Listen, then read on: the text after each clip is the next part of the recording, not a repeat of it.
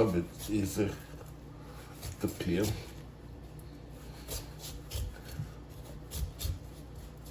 Not a few people do the cantaloupes like this, but I like doing it like this.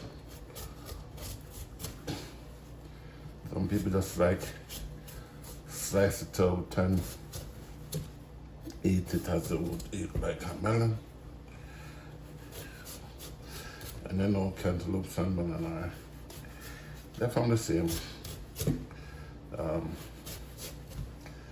fruit groups, I think. Yeah, so